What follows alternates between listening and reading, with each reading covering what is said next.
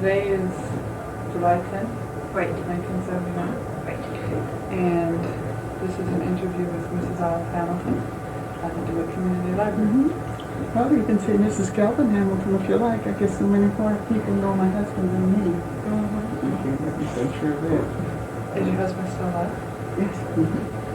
He was invited to come over, but, well, you have to need a man to come in for some of these things. All the day-to-day things, and someone has to stay home and mind the fort, right? That's right. Something goes wrong here. Would you mind telling us how old you are? Is that... 76. Mrs. Smigler didn't know how old you were, so...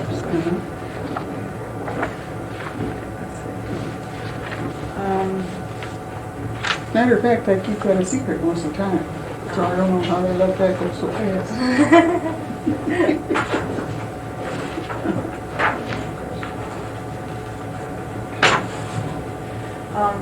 And the thing that she gave us about you, she said that you had a farm that was right on the canal. What kind of farm was it? Well, it was 135, 40 acres, a large farm, and very active.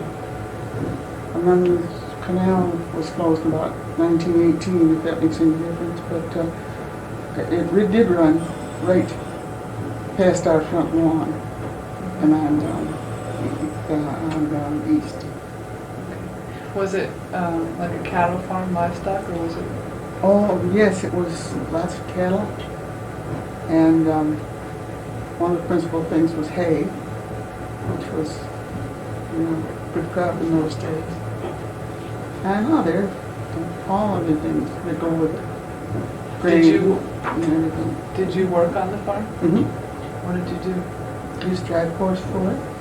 We used to drive on many of the different implements, like raking hay and doing things like that. Yeah. How big was your family? My sister and I, besides my father and mother. Yeah. Did you have any hired people to help Many. you? In the summertime, we usually had, well, all year round, we usually had about, anyway, 2 hired men living at the house. It's part of the family in those days.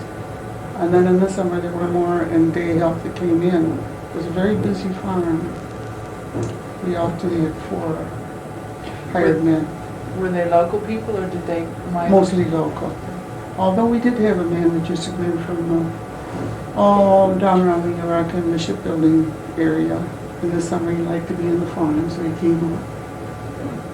And it was interesting, you would meet all sorts of people, and they were very nice people in general. Liked the work. It was hard work, too. Did you have people come up from the canal that, you said the canal went right by your house. Did you spend time? We were on what you would call the towpath side.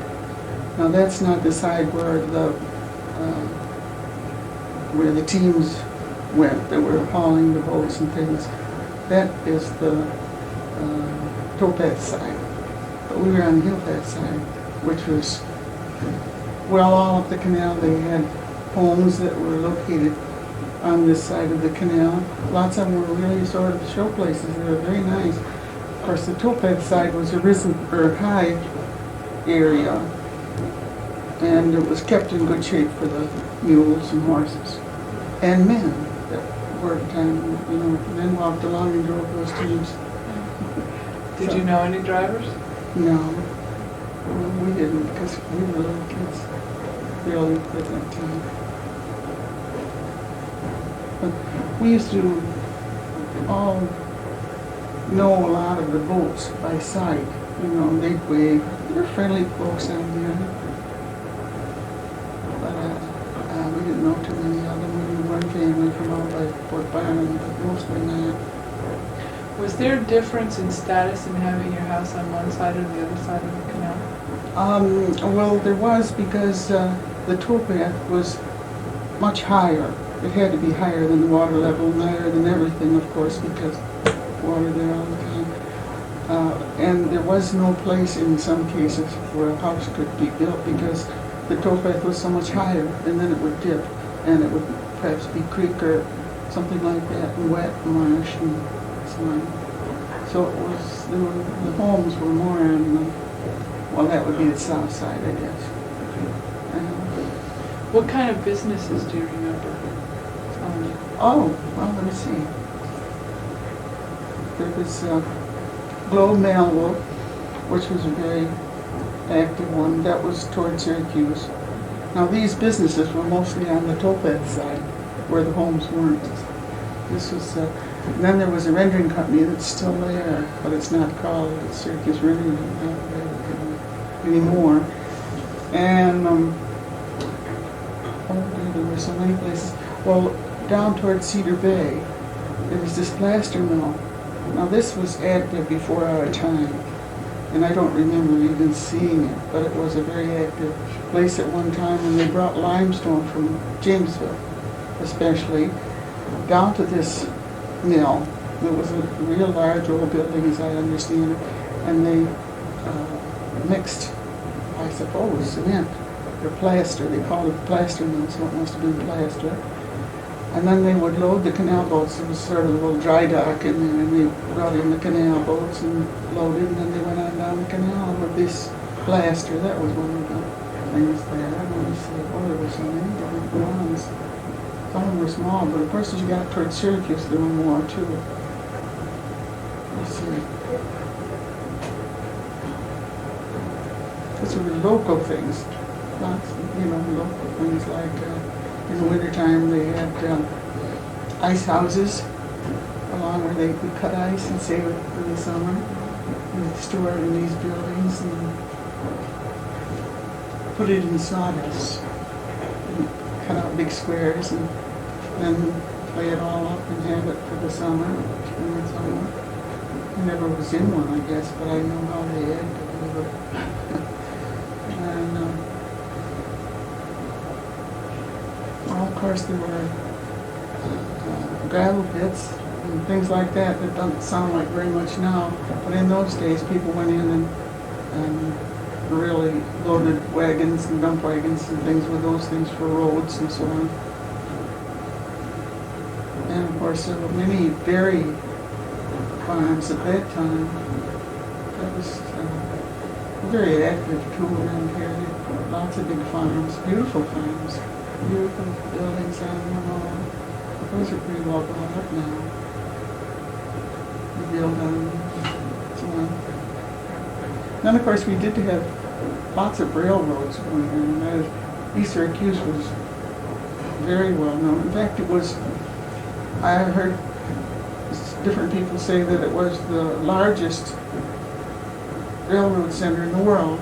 Well, then some people said it was second largest because Chicago was also in that group, but that was a very active place at one time. And that brings me to something else, too, that is beside the point, but during the First World War, they had National Guards stationed right near the aqueduct over near Cedar Bay. And that was to protect that aqueduct, because if someone got in to destroy it, it would have drowned out East Syracuse. And of course that was very important in those days. The railroad, what they took from place to place, and of course it also was used to take troops and so on. And of course that's not so much anymore. There used to be local trolleys, things like that. It's all changed. Can you tell us any of the names of the other farmers? You said there were a lot of really big. Oh yes, there was the Waters brothers, and that was a large farm. Waters brothers. Well, ahead of that, if anybody cares, I don't know. It was Fields and Harris Farm. And where was that? Well, that was right in Dewitt, right where the trolleys, well, it was sort of a station for the trolleys, that is, they met there. I have a map. Do you know, could you see where it is on there? I don't know how good the map is. Well, it's,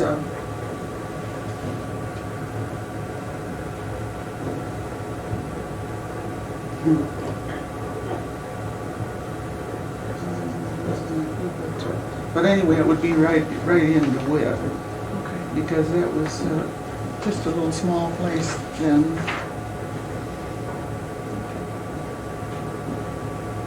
How about some others? And then the Waterses bought that farm and lived there for a good many years, there on that Peebles and Harris place. And, well, let me see, on the Waterses, I was going to say, let's see. Well, there's Mike Waters, and he's head of the whole county fire setup here now. He's the grandson. And, let's see, of course, the Thompsons, Mr. Thompson, can't remember his first name either. He was just across Genesee Street from the Waters Farm, their farm. Well, let's see, there was, of course, our folks had this farm for years. And there was a master's farm. Oh, gee, I can't begin to tell you all of them. You're concentrating here. And later, Galaster Farm, Galster, which is now a gravel bed. And across the street is this big cemetery that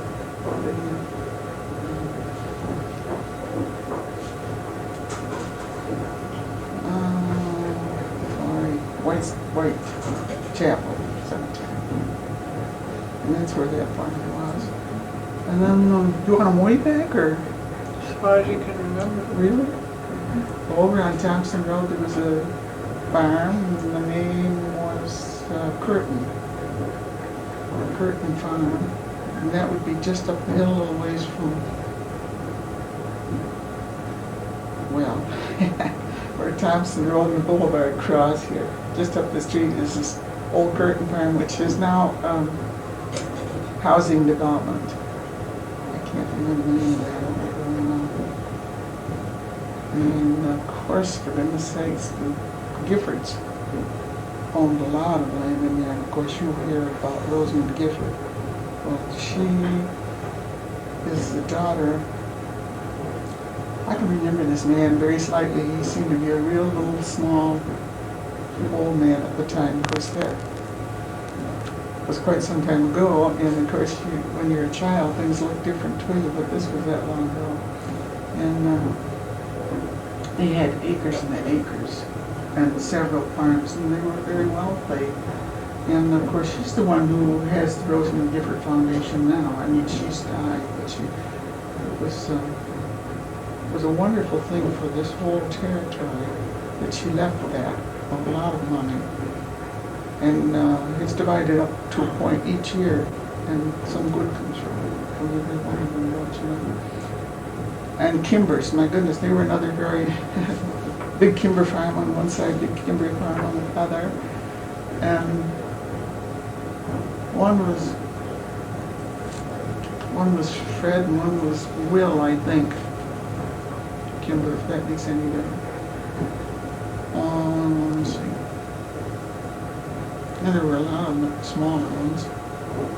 Those are mostly large farms.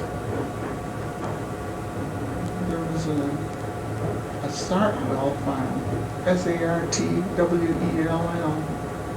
and that's now part of a shopping center down there where the Kmart and all those are.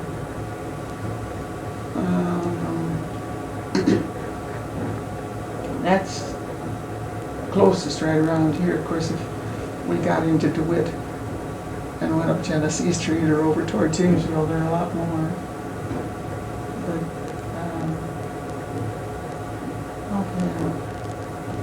and a lot of them up East Genesee Street and all around. Lots of farms. I don't seem to remember. Were the farms mostly like yours? Cattle and grain? Yeah. Well, where Pebble Hill School is now was a very large farm. Part of it was on one side and part was on the other. And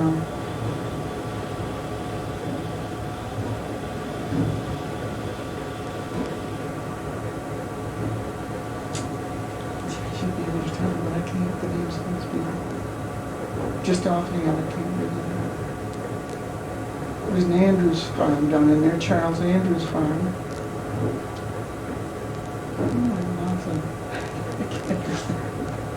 Was the cattle dairy or beef? Dairy. And how did you get the milk? Oh, I was gonna say, what we did at our house, and I'm sure everybody else did it too. You see, at that time, there was, we had the Syracuse and Suburban Trolley, and that ran from Manlius to Syracuse, and perhaps on the half hour. And then there was a spur that came off at Dewitt, and that went to Jamesville and went up to the penitentiary. They had people to go up there. They would take them that way sometimes, and there was a summer resort up there too. And but it served for all sorts of purposes. Of course, most everyone going into Syracuse at that time would really take a trolley if they could get to it, and the service was excellent. Well, they had also a freight car, maybe more, I don't know, but anyway, that freight car would come up through at a certain time, like mornings and so on, and in the meantime, the farmers would have milked. They milked twice a day, morning and night, and they would have milked and have this milk ready so that it would be brought to, like ours would be brought up to Dewitt, and then it put on a large platform. Oh, it's maybe half as large as this room, maybe anyway, or maybe more, full of 40 and 50 quart milk cans, this kind of deal. And then this freight car would come along and load all this milk on and take it into Syracuse to the different distributors in there, who would come out with milkmen and delivery men, and go to different homes and deliver it individually to different homes and so on. That was what would happen to the milk in many cases. Some cases to an ice cream plant or something like that. So you didn't deliver your own milk? Just to Dewitt, as long as that freight car was running. It took all the milk that would be, well, where people could get to it. Could bring it to the freight car. And that brought lots of other things too, for the grocery stores and things like that. And then at the same time, they would leave off the empty cans that had been taken up before, so that you'd always have your cans and they'd have the milk laying in. And that would be brought up quite often with a horse and a wagon from the farm, a flatbed wagon sort of, and later, of course, by truck. Did you ever help with the milk delivery? No. It was before my time. We did have a small milk route at one time over in Eastwood, but that really wasn't our folks' business. I mean, that wasn't what they were looking for. They were more active than that. They had one man that they hired and he did it, but it wasn't much. And that was a good many miles too, for not too many quarts of milk. But those days, money wasn't like it is now. A little of it went a long way, it was quite different. Of course, it was just as valuable, I guess, in its own way. Just depended whether people were satisfied with it or not, I guess. Where did you go to buy your groceries? Well, we used to quite often come down to Syracuse here. There was a nice store down. Well, it would be where the Tower building is now. I can't remember the name of the people who had it, because we were just youngsters at the time. But our mother and father drove a car, and then we would go in there and get groceries. Of course, there were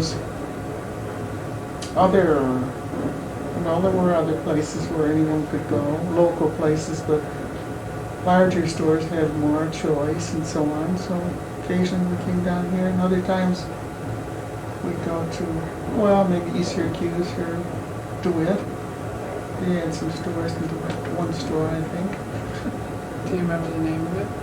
Well, it was at one time, it was a Hamilton store. It was no relative of ours, but a man ran it, whose name was Will Hamilton. And then there was another family that had it by the name of Nider, John Nider. I don't know if you've heard of them or not. They are around Syracuse now. And, can't remember the others either. I often think, how did they get this and keep it, you know? But they did. They didn't go to the store every day, you know. It would be a case of going whenever they could get there more. And most of the women didn't drive in those days. So it was a case of someone taking them.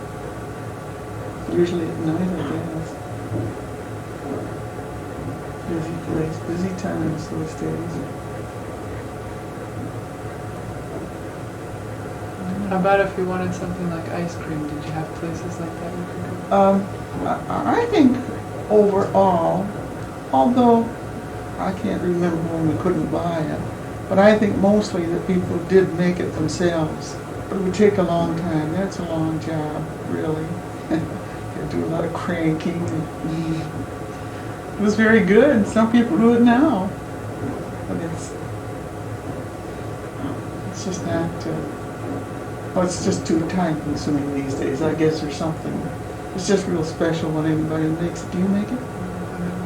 I've never made, but I've tasted homemade ice cream. Yeah. I think it's great. It is nice. Yeah, it really is. Sometimes I wonder if it doesn't taste so good because it takes so long to make it. It's like waiting for a pie to come out of the oven or something. It tastes so much better because you're waiting for it. That's right. I think so too. How about church? Oh, well, there were churches around all over. We had, of course, the Dewitt Community Church is a very old church. And then people who went to the Catholic Church mostly went from here to Fayetteville, because that was pretty fairly close as those things went those days. It was a big church that's not there now, right in the village of Fayetteville. It's rebuilt now a little bit. And, of course, East Syracuse, Jamesville.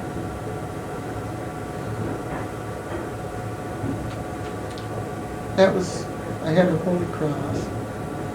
And ahead of these different, you know, over Fayetteville now there are quite a good many churches, and there are so many of these places now that are fairly handy, don't you know? But at that time they weren't quite that handy, but people walked.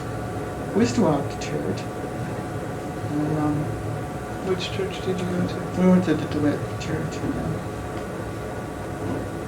This was, it was a little church that was located, there's nothing there now, it's street. It's just down the street, anyway. Did you have a lot of church activities? Yes, I would say a lot for the size of the congregation, and a lot of it was really very good. I think that the young people really went more then than now.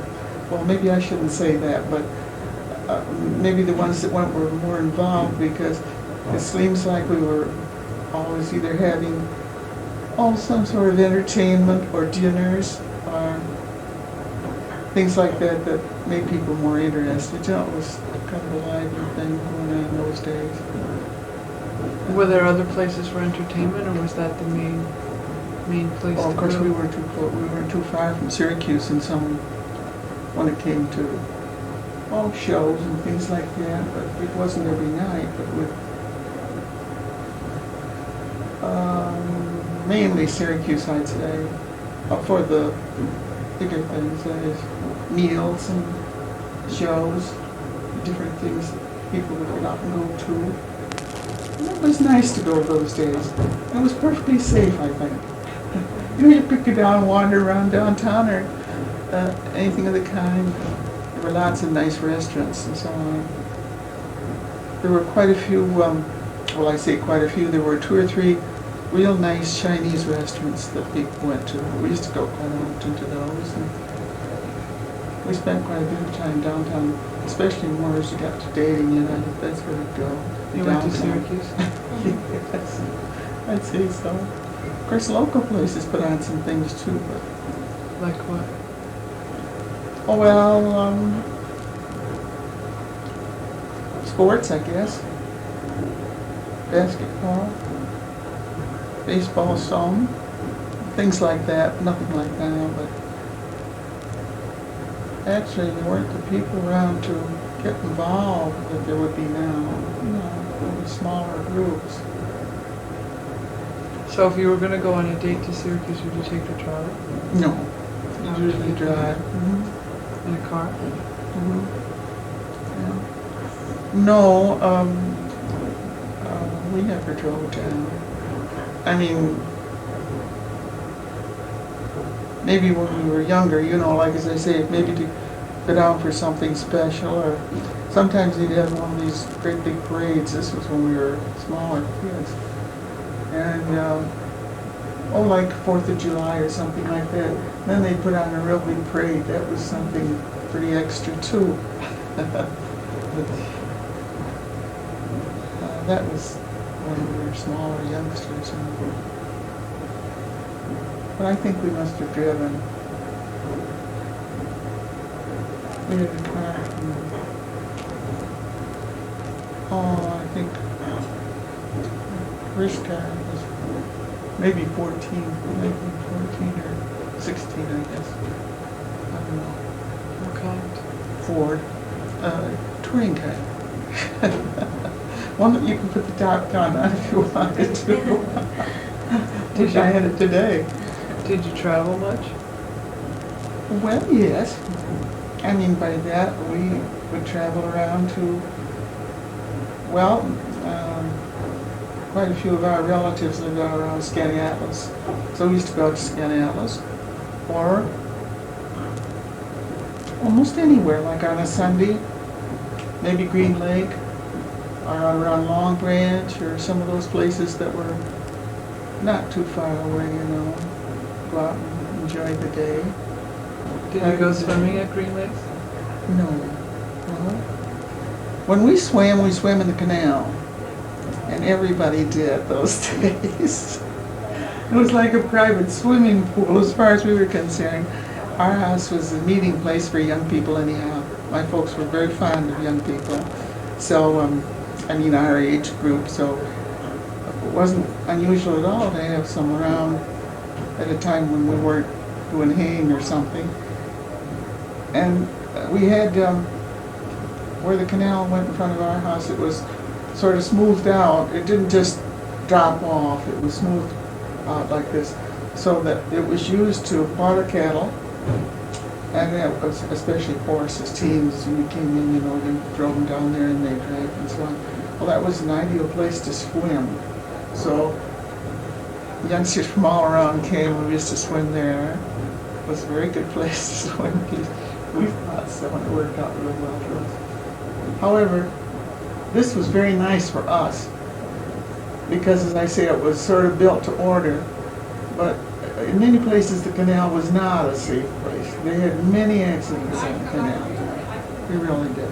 Over the years, people drowned, drove off the towpath, and did all sorts of things.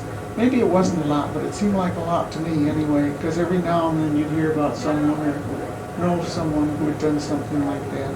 But overall, it certainly served its purpose. Was it from their own negligence? Did they? Well, in some cases it was. In other cases, I don't know. I remember one time there were,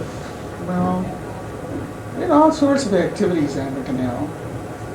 And of course, as time went on, as I say, these National Guards were stationed in there too. That made a lot of extra activity. That was right down in this point where the canal and Peter meet down there. And there was a couple of canoes in there. We weren't with them, but they were in there just hunting around. And I never did know what happened, but anyhow, one of the young men died. And this is the sort of deal that went on. Maybe it's where they happened to be at the time, I don't know. But anyhow, that was just one of the things. But there have been different ones, and I remember hearing about those, you know. I don't know, what did happen to them? I don't know why they got off in there, but they did. Anyway, so it was dangerous unless they knew what they were doing. It could be. It wasn't too deep, but at the same time it was deep enough so that, I read somewhere where it could be 8 feet deep or something like this, but down in the channel, I guess it was probably about 14 feet or so deep, which is quite deep, you know. It would be easy to drown in there if you didn't know what you were doing. Just like it is in these places these days when people go swimming in there going there doing things they shouldn't. I mean, Was it really that deep? it was pretty deep. Because they only dug it out to be 7 feet deep. I know it. Yeah, they did. But you see, there were tugs and there were different sorts of boats that were in there, freighters, and of course small. They wouldn't be big ones, but just the same.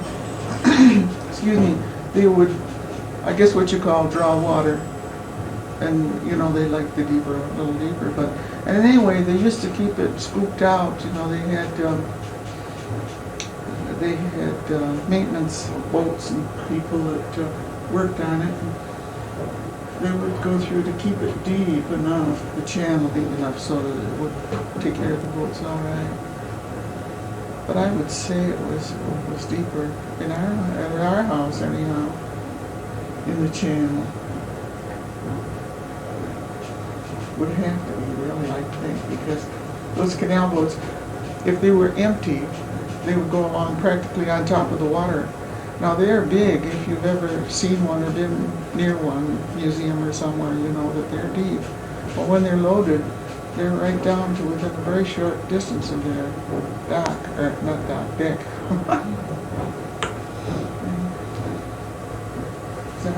What would happen if you were swimming and a boat went by? Well, they didn't go fast, but of course you'd be out of there. I mean, when you saw them coming, something like that. No, they were strictly business too. You know, it was their business. And all during the canal season, they worked hard. If you have any questions, I'm glad to. Oh, we got plenty to take. Yeah. What is your maiden name? Hares, Hares. And how did you meet your husband? Oh, other days. In Dewitt? No. Jamesville. I have to stop and think. Up at Jamesville. They had a dance all up there. They had one up in Pompey. They had dance floors and dance accommodations in lots of places, really. Lots of dancing, square dancing, Did other they have dancing. dances often? Were there dances often? Oh, yeah. I suppose there were. In some of those places, they were, well, I think it was partly their business. Perhaps they had it once a week. I don't remember, but there were lots of dances going on.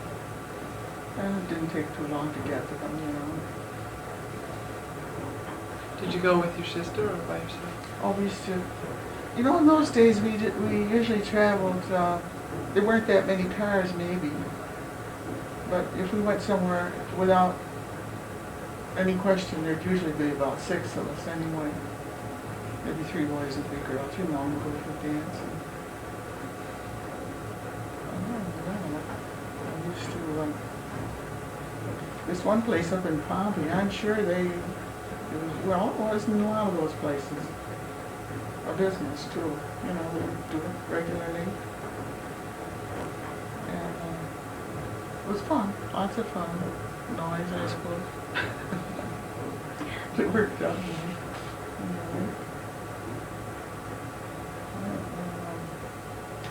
They were all over, really. Downtown, there were some nice places we used to sometimes go to dances down there. There was one old hall, we called it Redmond's Hall. Heaven knows, I don't know why I remember that. When it was down, be on the corner of Warren and Genesee Street, I think.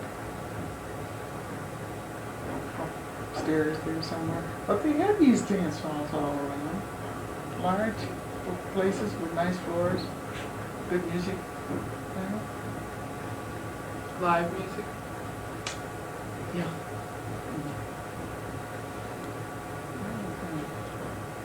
Did you have any popular bands that would always play? Well, let me see. I can't remember any more than that. I don't think we ever heard, well, I heard them in New York, I guess, but, you know, this one that she used to always play New Year's Eve. Things like that. Can't remember. How old was your sister? Was she older than you or younger? Yeah, just a little older. Did she stay in Dewitt or did she? Yeah, she lives in Dewitt now. She's yeah. But oh yes, well, there are quite a few of them that are. We have friends around that were around those days. You don't happen to know Mary McGraw? Oh, Mrs. McGraw. She's Father McGraw's mother, and he's down at the cathedral. You know, John McGraw. She was one of our group. Her sister was another one, and one of the, well, there are 3 girls that lived on the farm next to ours. Did I give you Harris? I guess I probably did. It was the name of one of them. Well, it was Fields and Harris at one time, and then they bought down where the cemetery is now. There were 3 of those girls, and oh gosh. There's some more that moved to the south. I'd have to stop and think where they were from now. But, oh, there were a lot of them. We used to all hack in and go here and there. Another popular place was Chittenango. A nice group down there too. I guess we knew the groups from all over in those days. I had some names that I wrote down here, but when I talked to Betty Smingler, she knew some of them. Well, Elmira Kinney, no wait a minute, Elmira Mason, down here on Jamesville Road. Well, she wasn't in our group especially, but she was one of them in this same era that we're talking about. She's a very nice person. But she didn't, well, she was maybe a different group some of the time, but she was very nice. Oh, I had some men here and some women that, You can get it. I had names, but I don't know whether they'd be available or not. There's some.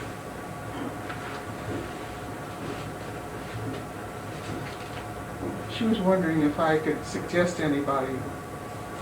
Heaven's sakes, I could. As they came along, I wrote down some of them, but there was this Mary McGraw, McGraw, and she was Dadey, D-A-D-E-Y, and her brother lives around here somewhere, but I don't know just where he lives. His name is James Dadey. And then there was Margaret Good, she's down in Cedar Bay, what we call Cedar Bay. No one does anymore, we still do. And that's where that's Cedar Bay, you know, Dewitt, yeah. And there's a Margaret Manning in Manlius.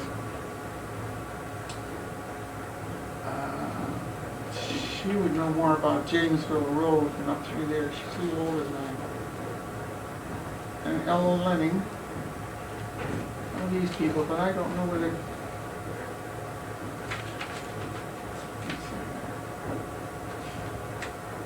Oh, and this John and Hazel Niter that I spoke about, but they're downtown someplace. They could certainly give you some of the lowdown on DeWitt, I think. They're very well-known people, were. And there's Charles Andrews. He's down off Jamesville Road. Do you ever go up to Jamesville On the 690, I never have. or, well, I guess from here out it would be, maybe 690. But anyhow, he lives on a farm, and as you go toward Jamesville, they often have, flatbed trucks loaded with canoes, because some of the canoe races started up there. They've been having canoe races around here for a long time. Different young fellows mostly.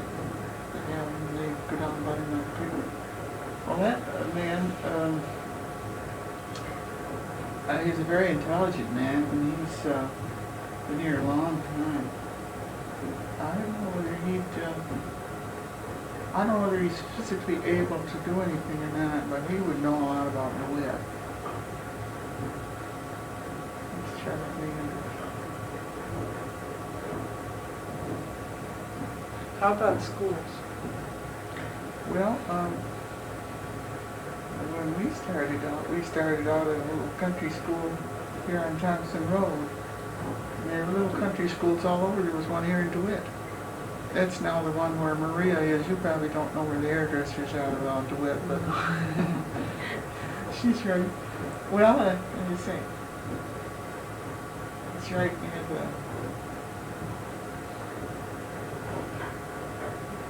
I don't know if you can see it.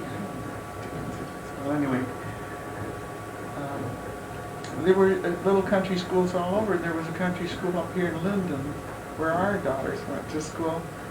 That is now a real estate office.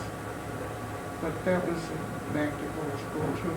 So there were all these schools where youngsters started out and they went there until they were 12, sometimes 6th grade. And lots of them had one teacher and sometimes two. But then you would go on to high school, and what we did when we were youngsters, we went to this one up here on Thompson Road, and then we went to Fayetteville. And then some of the people went to Syracuse, some of our friends and so on. But wherever the schools were most handy or better to get to, that's where the person would choose to go. We went to Fayetteville. I don't think you were told to go in any particular place, like maybe it might be now. But we liked Fayetteville, we went there, and it was a good school. And then, of course, from there, you go to the city or wherever you want to go. But they were good, and they had everything the same as Syracuse schools. It was good. We went by trolley. We were about a mile from the trolley, so it was where they, run these days. We used to run too, especially if the time was short to get there before the trolley did. But people didn't think about it those days. That's what you did, or you didn't get what you wanted, that's all. You just got out and got it. So, let me see. East Syracuse, the people who went there from around here mostly drove. And then we had some people like, Gridley's. I don't know whether are you familiar with any of these names? There was a Gridley farm down toward Chittenango, Well, those girls used to drive every day to school at first, when they first went there. There were 2 girls and 2 or 3 boys, I think, but at different ages, so they weren't all going at the same time. But they used to have a horse and wagon and drove, and left the horse there at the school. Well, it would be at some barn during the day and so on. That's the way they went to school.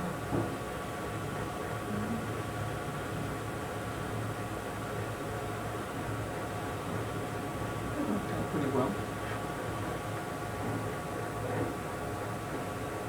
You mentioned Rosamond Gifford before, can you tell us anything about her? I mean, just because she was an outstanding person. And when we went to this little red school down here, on Thompson Road, that's gone now, but that stood until fairly recently. But that's gone. Well, anyhow, her father, as I say, owned all this territory all around. But at that time, she was well, a young lady, but she had been living in New York and so on, so she wasn't a child. And she came up here as her father got pretty elderly and so on, and she came up to stay for a while and so on. And then she eventually had the whole farm and all. She was the only child. Well, he had, among other things, raised racing horses. We had one of them. We were pretty proud of him. He was nice. And she did a lot of riding herself. Well, she lived by herself. She had hired men that did the farm work and so on. Well, eventually she sold off this. There's a reservoir up here on a hill. Do you happen to know where that is? Well, anyhow, she owned Lemoyne, where Lemoyne is now and so on. So she had many, many acres. Well, then, as she got older, she moved out around Oneida Lake, the opposite side, the north side of Oneida Lake. She lived there for quite a few years. And I don't know whether she did much active farming. She had some horses, I think, but I've forgotten. In fact, we never were at her farm or anything like that. But she was sort of a loner in one sense of the word. But anyhow, she died there. Some of her estate went to this Rosamond Gifford Foundation and so on.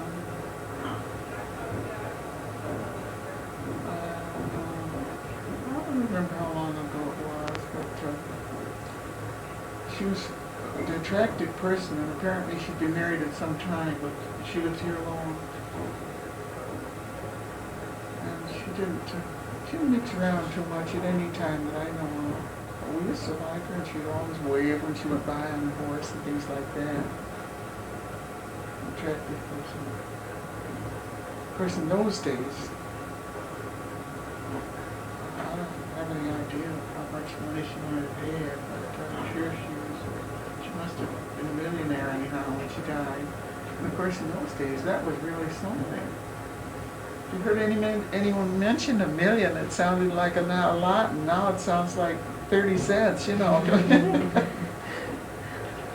wasn't necessary to say, was it? But I mean, she was a wealthy woman.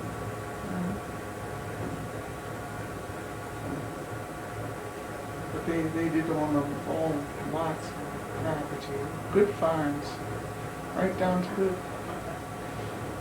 well, from up by Lemoyne, well, that whole area, right down to the canal, across the road, across Thompson Road and so on. That was all Gifford property. No see.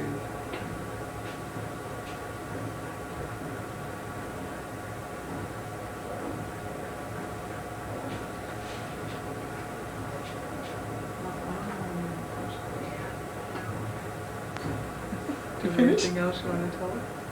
I don't know anything. I really don't. Goes back quite a ways on all these things. And all of it's hard to remember. Really pretty vague, but so much goes on really each day. You know, if you keep up with what's going on, that's it. It takes up all your time, I guess. I see I spend a lot of my time. Well, keeping track of my family, I guess. No, we're interested in what they do. Are a lot of your family still in this area? Oh, well, yeah, our family lives here. Well, my sister lives here, and of course her family lives here.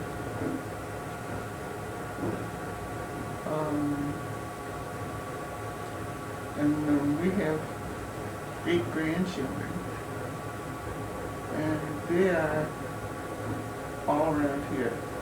I see they're all around here. At the present time, some of them are up in Canada, some of them are in Delaware.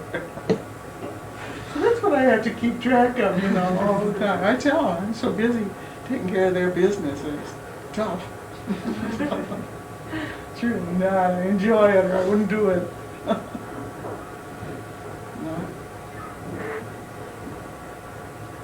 right.